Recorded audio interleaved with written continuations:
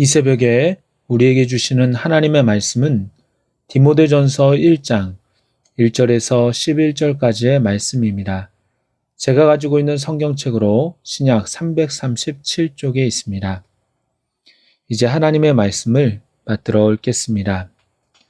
우리 구주 하나님과 우리의 소망이신 그리스도 예수의 명령을 따라 그리스도 예수의 사도된 바울은 믿음 안에서 참 아들 된 디모데에게 편지하노니 하나님 아버지와 그리스도 예수 우리 주께로부터 은혜와 긍휼과 평강이 내게 있을지어다.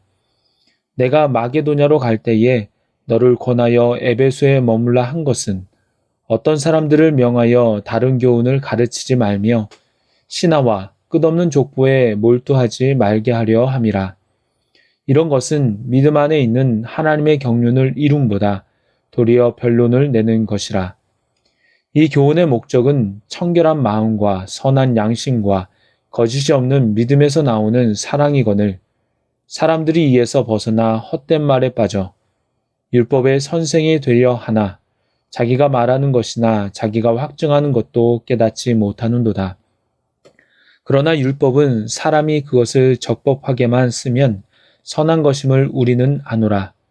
알 것은 이것이니 율법은 옳은 사람을 위하여 세운 것이 아니요 오직 불법한 자와 복종하지 아니하는 자와 경건하지 아니한 자와 죄인과 거룩하지 아니한 자와 망령된 자와 아버지를 죽이는 자와 어머니를 죽이는 자와 살인하는 자며 음행하는 자와 남색하는 자와 인신매매를 하는 자와 거짓말하는 자와 거짓 맹세를 하는 자와 기타 바른 교훈을 거스르는 자를 위함이니 이 교훈은 내게 맡기신 바 복되신 하나님의 영광의 복음을 따름이니라. 아멘.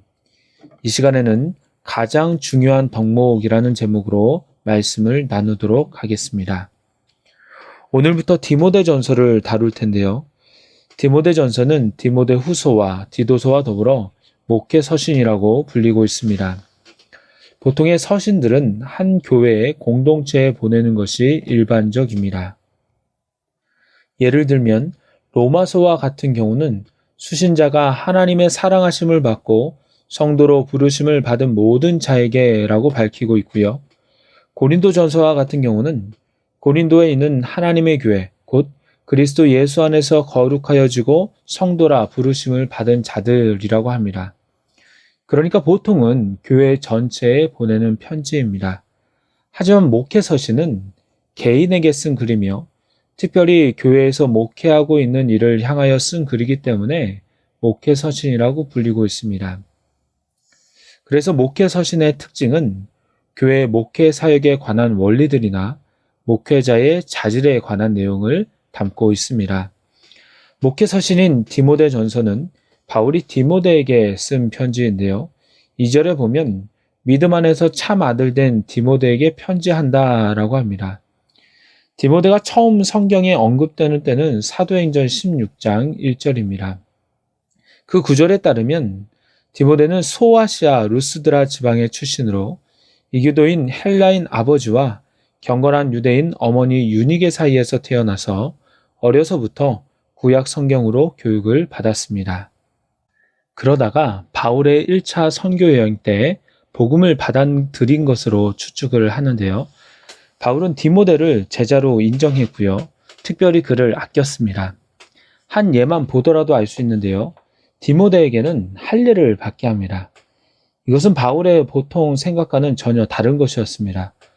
왜냐하면 복음으로 구원을 받는 것이지 할례는 구원과 아무런 관계가 없기 때문에 바울은 복음을 받아들인 이들이 할례를 받지 않기를 권고했지만 이 디모데만큼은 일반 성도가 아니라 목회자와 지도자로 서기를 바랬고 무엇보다 유대인 지도자들 앞에서도 주눅들지 않고 그 권위를 인정받게 하기 위해서 할례를 권유합니다. 그래서 훗날 기독교를 대표하는 지도자로 만들 준비를 합니다. 바울은 이렇듯 디모데를 특별히 아끼고 제자로 삼았기에 그에게 편지할 때 사랑의 마음을 담아서 믿음 안에서 참 아들 된 디모데라고 적고 있는 것입니다. 3절부터는 이 편지를 쓴 목적에 대해서 나와 있습니다. 바울은 마게도냐로 갈 때에 디모데에게 에베소에 머물라고 권했는데요. 에베소 같은 경우는 선교 사역 중 사도 바울이 가장 오래 머무르면서 교회를 세웠던 곳입니다. 약 3년간 있으면서 에베소를 전초기지로 하여서 소아시아에 선교 활동을 하였고, 그로 인해 많은 선교의 결과가 있었고 믿는 사람도 많았습니다. 그렇게 아끼던 교회였기에 가장 믿을 만한 디모데를 에베소의 목회자로 세우고 그곳에서 성도들을 지도하라고 보낸 것입니다.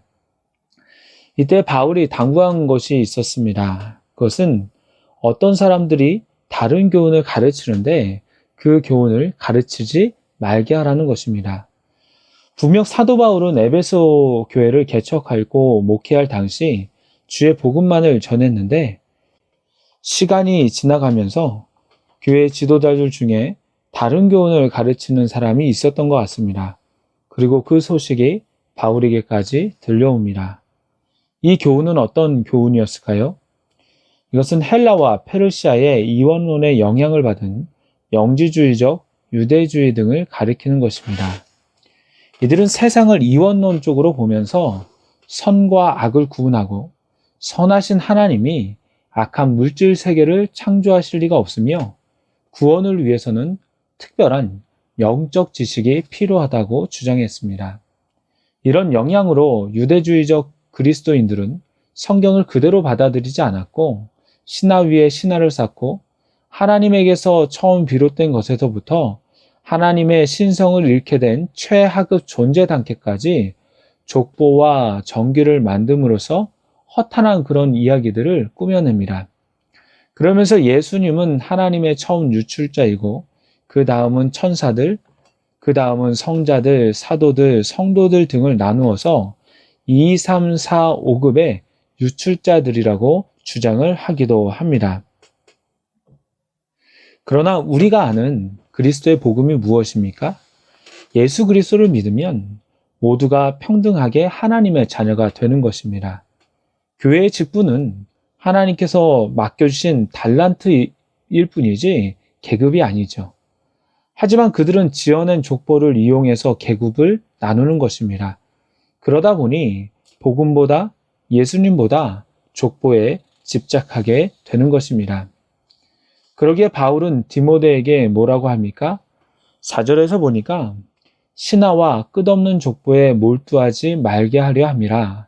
이런 것은 믿음 안에 있는 하나님의 경륜을 이름보다 도리어 변론을 내는 것이라. 신하와 끝없는 족보에 몰두하지 말게 하라는 것입니다.